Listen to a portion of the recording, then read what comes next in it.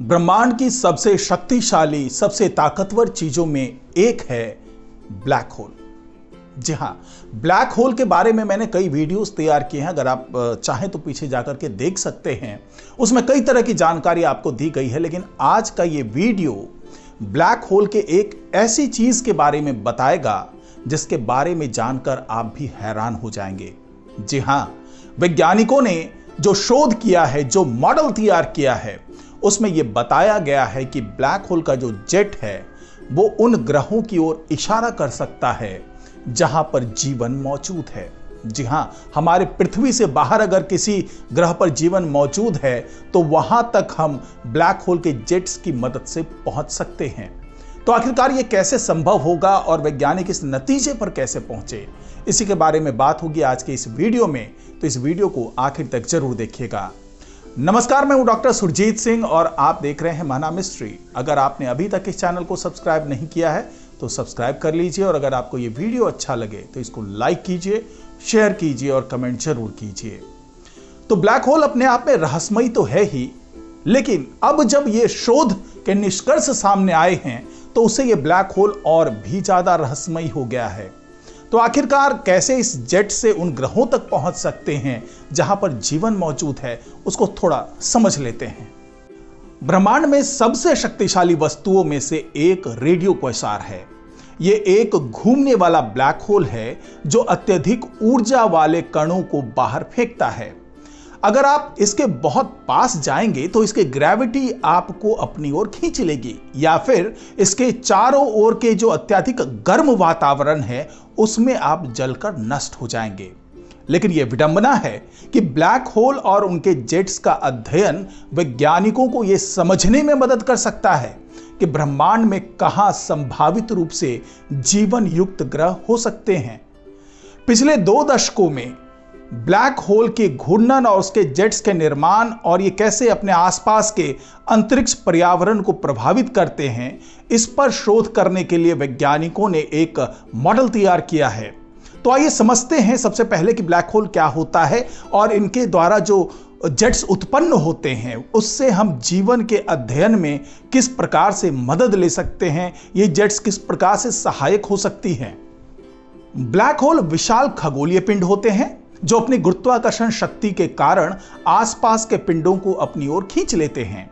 जब black hole सक्रिय होते हैं तो उनके चारों ओर एक एक्रेशन डिस्क नामक पैनकेक आकार की संरचना बन जाती है, जिसमें गर्म और इलेक्ट्रिकली चार्ज गैस होती हैं। ये गैस जो प्लाज्मा के रूप में होती है वो गैलेक्सी के बाहर से आती है जब 2 गैलेक्सी आपस में टकराती है और मर्ज हो जाती है। तो जो ये गैस है ये इन जो मिलकर के बनी हुई गैलेक्सी है, जो मर्ज्ड गैलेक्सीज है, उसके केंद्र में खिंच जाती है और कुछ गैस ब्लैक होल के करीब आकर के एक्रेशन डिस्क का हिस्सा बन जाती हैं।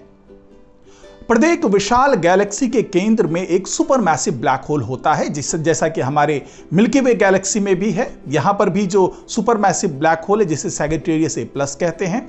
तो इसी तरीके से हर गैलेक्सी के केंद्र में एक सुपरमैसिव ब्लैक होल होता है। ब्लैक होल और उसके एक्रेशन डिस्क दोनों ही घूर्णनशील होते हैं, यानी कि दोनों ही वो घूम रहे होते हैं, और जब वे घूमते हैं तो वे समय और स्थान को भी अपने साथ घेर लेते हैं। एक ऐसी अवधारणा है जिसे समझना काफी कठिन होता है, लेकिन ब्लैक होल का अध्ययन करना महत्वपूर्ण है क्योंकि ये ब्रह्मांड में अत्यधिक ऊर्जा उत्पन्न करते हैं जो गैलेक्सीज पर प्रभाव डाल सकती है। अब आइए थोड़ा समझ लेते हैं कि ब्लैक होल में इस ऊर्जा का उत्पादन कैसे होता है। तो ब्लैक होल कितनी ऊर्जा उत्पन्न करता है यह कई कारकों पर निर्भर करता है। इसमें सबसे महत्वपूर्ण है ब्लैक होल का आकार, उसका घूर्णन गति और उस पर गिरने वाली जो सामग्री है उसकी मात्रा कितनी है। सबसे अधिक ऊर्जा उन ब्लैक होल से निकलती है जो गैलेक्सी के मर्जर के वक्त में वो उत्पन्न होते हैं, लेकिन यह जरूरी नहीं है कि हर ब्लैक होल गैस के विलय से ऊर्जा प्राप्त करे। उदाहरण के लिए जो स्पाइरल गैलेक्सीज होते हैं उसमें कम गैस केंद्र में गिरती है, इसलिए वहां का जो सेंटर में जो मौजूद सुपरमैसिव ब्लैक होल है उसमें ऊर्जा भी कम होती है।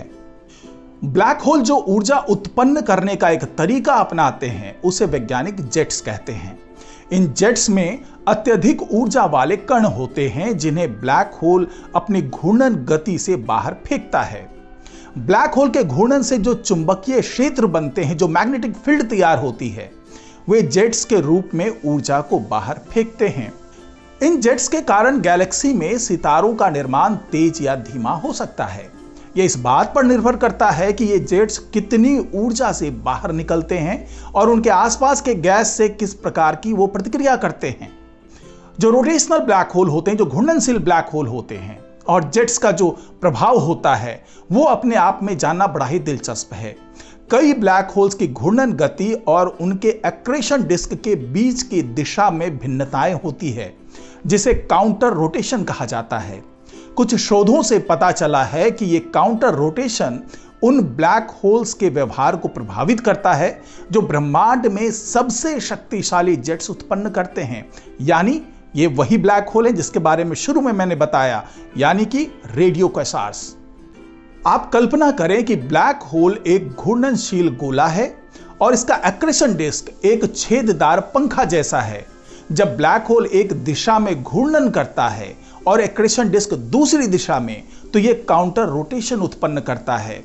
यह काउंटर रोटेशन ब्लैक होल को धीमा करता है और फिर से उसे तेज गति से घुमाता है, जिसे कोरोटेशन कहते हैं।